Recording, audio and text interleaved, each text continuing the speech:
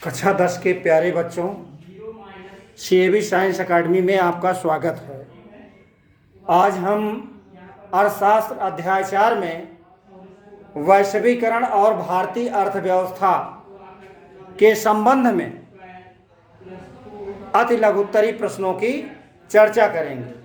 तो इसमें सबसे पहला प्रश्न है, वैश्वीकरण को बढ़ावा देने वाले कारक कौन कौन से हैं? तो वैश्वीकरण को बढ़ावा देने वाले कारकों में बहुराष्ट्रीय कंपनियां, उच्च प्रौद्योगिकी, यातायात के विकसित साधन, विश्व व्यापार संगठन, सूचना प्रौद्योगिकी आदि प्रमुख हैं। तो ये वैश्वीकरण को बढ़ावा देते हैं। फिर अगला है, भारत में कौन से कंपनियां बहुराष्ट्रीय कंपनियां हैं? तो भारत में निम्न प्रकार की बहुराष्ट्रीय कंपनियां हैं। इसमें पहला है भारत के टाटा मोटर्स, जो मोटर गाड़ियां बनाने का काम करती हैं, उन्हें टाटा मोटर्स कहते हैं। दूसरा है इन्फोसिस, आईटी का काम। फिर रैनबैक्सी, ये रैनबैक्सी कंपनी दवाइयां बनाने का काम करती है। फिर एशियन पेंट्स, जो पेंट होता है वो एशियन पेंट का सबसे ज़्यादा होता है। फिर सुंदरम फास्टनर्स, ये नट और बोल्ट बनाने का काम करते हैं। अगला है, विश्व व्यापार संगठन में कुल कितने सदस्य देश हैं? तो विश्व व्यापार संगठन में कुल सदस्य देशों की संख्या 164 है। फिर अगला है, प्रतिस्पर्धा से भारत के लोगों को कैसे लाभ हुआ? तो प्रतिस्पर्धा से भारत में इलेक्ट्रॉनिक उत्पाद तथा अन्य कई उत्पाद काफ़ी सस्ते हो गए हैं तथा भारतीय व्यापार में भी काफ़ी वृद्धि हुई है। फिर अगला है, न्याय संगत वैश्वीकरण के लिए कौन से उपाय किए जा सकते हैं? तो न्याय संगत वैश्वीकरण के उपाय, श्रमिक कानूनों का उचित कार्यान्वयन किया जाना चाहिए। फिर दूसरा है, छोटे उत्पादकों के कार्य निष्पादन के लिए सहायता प्रदान करना। फिर तीसरा है, आवश्यकता पड़ने पर व्यापार अवरोधकों को प्रयोग करना। तो ये रहा न्याय संगत वैश्वीकरण के उपाय। अगला है, बहुराष्ट्रीय कंपनियों ने किन क्षेत्रों में सबसे ज़्यादा निवेश किया? तो बहुराष्ट्रीय कंपनियां सबसे ज़्यादा शहरी इलाकों के उद्योगों जैसे सेल फोन हुआ, मोटर गाड़ियां, इलेक्ट्रॉनिक उत्पादों, ठंडे पेय पदार्थों और जंक खाद्य पदार्थों एवं बैंकिंग क्षेत्र में सबसे ज़्यादा निवेश किया। यानी कहने का मतलब है, बहुराष्ट्रीय कंपनियां सबसे ज़्यादा इलेक्ट्रॉनिक उत्पादों में, मोटर गाड़ियों में और सेल फोन में और ठंडे पेय पदार्थों में निवेश किया है। आगे है, भारत के बीच देशों के बीच उत्पादन को संगठित करने में किसने महत्वपूर्ण भूमिका निभाई है? तो देशों के बीच उत्पादन को संगठित करने में विशेषकर सूचना प्रौद्योगिकी ने एक अहम भूमिका निभाई है। फिर आगे है, संयुक्त उत्पादन क्या होता है? जब बहुराष्ट्रीय कंपनियां किसी देश की स्थानीय कंपनियों के साथ मिलकर उत्पादन करती हैं तो उसे संयुक्त उत्पादन कहते हैं। फिर आगे है, वैश्वीकरण से क्या तात्पर्य है? वैश्वीकरण अधिक विदेश व्यापार और अधिक विदेशी निवेश के कारण विभिन्न देशों के बाजारों तथा उत्पादनों में एकीकरण हो रहा है। विभिन्न देशों के बीच परस्पर संघर्ष और तीव्र एकीकरण की प्रक्रिया ही वैश्वीकरण कहलाती है। फिर आगे है, विश्व व्यापार संगठन क्या है? तो विश्व व्यापार संगठन एक ऐसा संगठन है जिसका मुख्य उद्देश्य अंतर्राष्ट्रीय व्यापार को उदार बनाना है। विकसित देशों की पहल पर शुरू विश्व व्यापार संगठन अंतर्राष्ट्रीय व्यापार से संबंधित नियमों को लागू करता है। तो ये विश्व व्यापार संगठन है। फिर आगे,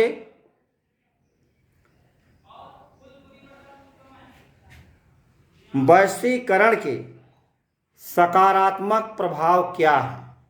तो वैश्वीकरण का लाभ विशेष रूप से समाज के धन संपन्न वर्ग को प्राप्त हुआ और इन उपभोक्ताओं के सम्मुख पहले से कई विकल्प विद्यमान हैं और वे अब कई उत्पादों की गुणवत्ता, उत्कृष्टता और कम कीमत से लाभ प्राप्त कर रहे हैं। ये लोग पहले की तुलना में आज अपेक्षाकृत उच्चतर जीवन स्तर का उपभोग कर रहे हैं। वैश्वीकरण के कारण विभिन्न देशों में नए उद्योग स्थापित हुए हैं तथा नए रोजगारों का सृजन हुआ है। साथ ही इन उद्योगों को कच्चे माल की आपूर्ति करने वाली स्थानीय कंपनियों का बहुत तेजी से विस्तार हुआ है और कुछ ने तो अपनी उत्पादन प्रक्रिया का आधुनिकीकरण भी कर लिया है। तो ये रहा वैश्वीकरण के सकारात्मक प्रभाव। फिर आगे, विदेशी व्यापार विभिन्न देशों के बाजारों के एकीकरण में सहायक रहा है। तो कैसे रहा? विदेश व्यापार घरेलू बाजारों अर्थात देश के बाजारों से बाहर के बाजारों में पहुंचने के लिए उत्पादकों को एक अवसर प्रदान करता है। उत्पादक केवल अपने देश के बाजारों में ही अपने उत्पाद नहीं बेचते, बल्कि विश्व के अन्य देशों के बाजारों में भी प्रतिस्पर्धा कर सकते हैं। इस प्रकार दूसरे देशों में उत्पादित वस्तुओं के आयात से खरीदारों के समक्ष उन वस्तुओं के विकल्पों का विस्तार होता है जिनका घरेलू उत्पादन होता है। बाजार में वस्तुओं के विकल्प बढ़ जाते हैं। दो बाजारों में एक ही वस्तु का मूल्य एक समान होता है। अब दो देशों के उत्पादक एक दूसरे से हजारों मील दूर होकर भी एक दूसरे से प्रतियोगिता या प्रतिस्पर्धा कर सकते हैं। इस प्रकार विदेश व्यापार विभिन्न देशों के बाजारों को जोड़ने या एकीकरण में सहायक हुआ है।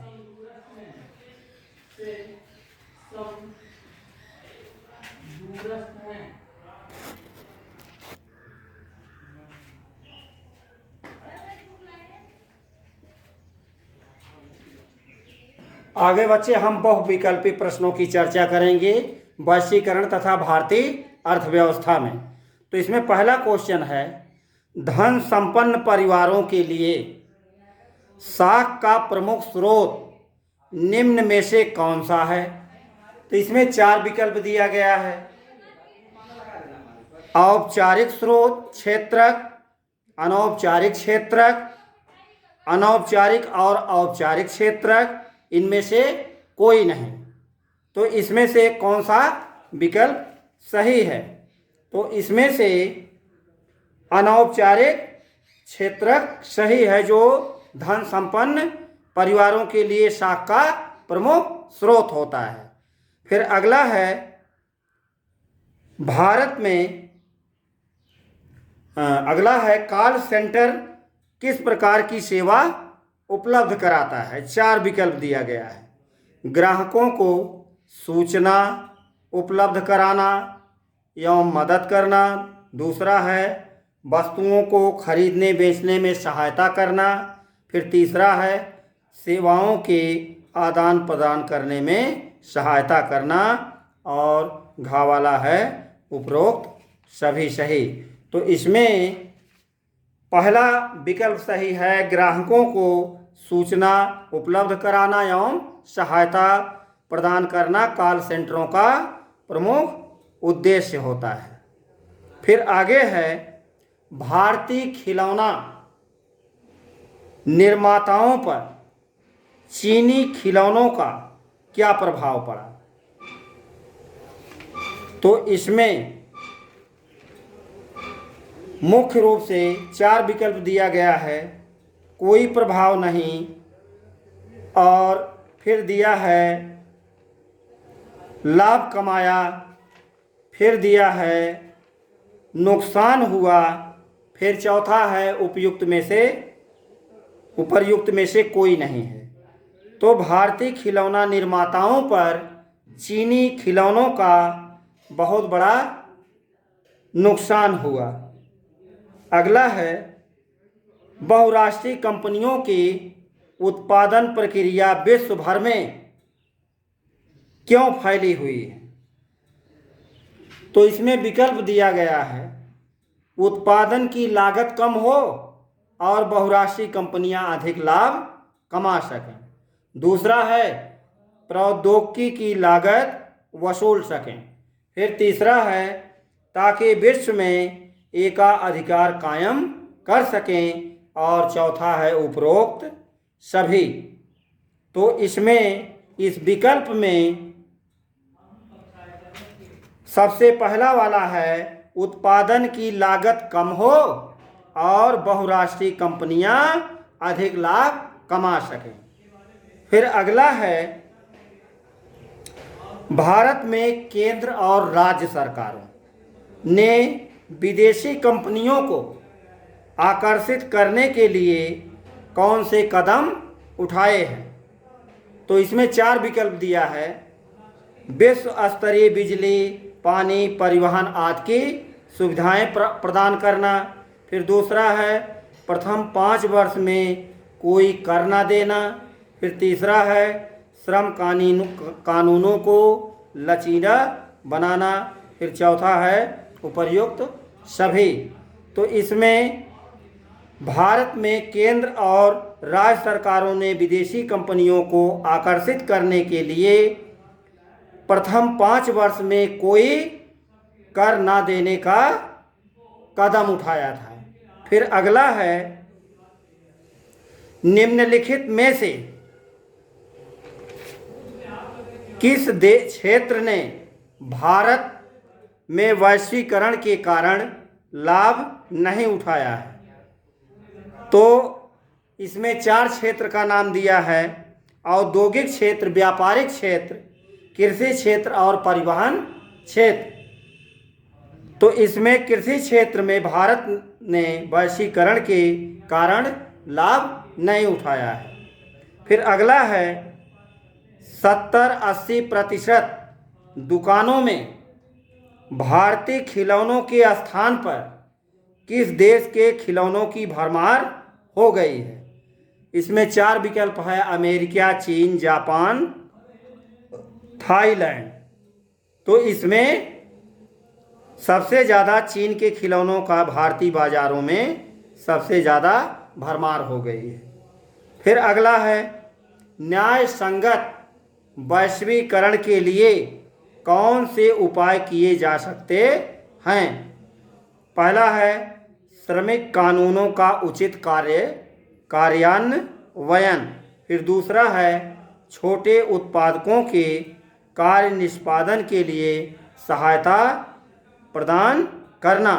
फिर ग वाला है आवश्यकता पड़ने पर व्यापार अवरोधकों का प्रयोग करना। और तीसरा है उपर्युक्त सभी सही। तो इसमें जो विकल्प सही है उस विकल्प का नाम है उपरोक्त सभी, यानी श्रमिक कानूनों का उचित कार्यान्वयन किया जाना चाहिए, छोटे उत्पादकों के कार्य निष्पादन के लिए सहायता प्रदान करना और आवश्यकता पड़ने पर व्यापार अवरोधकों का प्रयोग करना। फिर आगे है विश्व व्यापार संगठन क्या है? तो इसमें 4 विकल्प है। विश्व व्यापार संगठन अंतर्राष्ट्रीय व्यापार से संबंधित नियमों को निर्धारित करता है तथा अंतर्राष्ट्रीय व्यापार के अवरोधों को खत्म करता है। फिर खा वाला है विश्व व्यापार संगठन विश्व के व्यापारियों का संगठन है। फिर तीसरा है विश्व व्यापार संगठन आयात निर्यात के नियमों को बनाता है। और चौथा है इनमें से कोई नहीं। तो इसमें जो सही है वो विश्व व्यापार संगठन अंतर्राष्ट्रीय व्यापार से संबंधित नियमों को निर्धारित करता है तथा अंतर्राष्ट्रीय व्यापार के अवरोधों को खत्म करता है। यही सही है। विश्व व्यापार संगठन क्या है? आगे है निम्नलिखित में से कौन सा व्यापार अवरोधकों का लक्षण नहीं है? तो इसमें पहला है सरकार विदेश व्यापार को नियमित करने के लिए व्यापार अवरोधकों का प्रयोग कर सकती है। दूसरा है सरकार यह निर्णय ले सकती है कि देश में किस प्रकार की वस्तुएं कितनी मात्रा में आयातित होनी चाहिए। फिर तीसरा है विश्व व्यापार संगठन व्यापार अवरोधकों को बढ़ावा देता है। और चौथा है अधिकतर देश व्यापार अवरोधकों का प्रयोग अपने घरेलू उद्योग की सुरक्षा के लिए करते हैं। तो इसमें सही विकल्प है ग वाला विश्व व्यापार संगठन व्यापार अवरोधकों को बढ़ावा देता है। फिर आगे है निम्नलिखित में से कौन सी भारतीय कंपनी बहुराष्ट्रीय कंपनी के रूप में उभर चुकी है? तो इसमें दिया गया है एशियन पेंट्स और दूसरा है रैन बैक्सी जो दवाई की कंपनी है। फिर टाटा मोटर्स मोटर गाड़ियों की कंपनियां। ये तीनों कंपनियां भारतीय कंपनी बहुराष्ट्रीय कंपनियों के रूप में परिवर्तित हो चुकी हैं या उभर चुकी हैं। फिर देखिए वर्ष 2017 तक फोर्ड मोटर्स ने भारतीय बाजारों में कितनी कारें बेची? इसमें 4 विकल्प है 25,000, 88,000, 30,000 और 32,000। तो इसमें सही विकल्प है 88,000। फिर दूसरा है भारत में निम्न में से किस मुद्रा का प्रयोग विनिमय के माध्यम के रूप में किया जाता है? तो इसमें 4 विकल्प है रूबल, पाउंड, डॉलर और रुपया। तो भारत में रुपया मुद्रा का प्रयोग विनिमय के माध्यम के रूप में किया जाता है। फिर अगला है अमेरिका के सकल घरेलू उत्पाद में कृषि का हिस्सा कितना है? तो इसमें 4 विकल्प है। पहला है 1%, 2%, दूसरा तीसरा 3%, चौथा 5%। तो इसमें कौन सा सही है इस विकल्प को ढूंढना है। तो इसमें सही विकल्प है 1%। ठीक, 1% अमेरिका के सकल घरेलू उत्पाद में कृषि का हिस्सा है। फिर लास्ट प्रश्न, भारत में लघु उद्योगों में कितने लोग कार्यरत हैं? तो 4 विकल्प दिया गया है। पहला है 1.39 करोड़, फिर दूसरा है 2 करोड़, तीसरा है 2.32 करोड़ और चौथा है 2.62 करोड़। इसमें सही विकल्प है 2 करोड़। तो ये रहा आपका बहुविकल्पीय प्रश्न। आज आपका अर्थशास्त्र में अध्याय 4 वैश्वीकरण तथा भारतीय अर्थव्यवस्था समाप्त हुआ। धन्यवाद।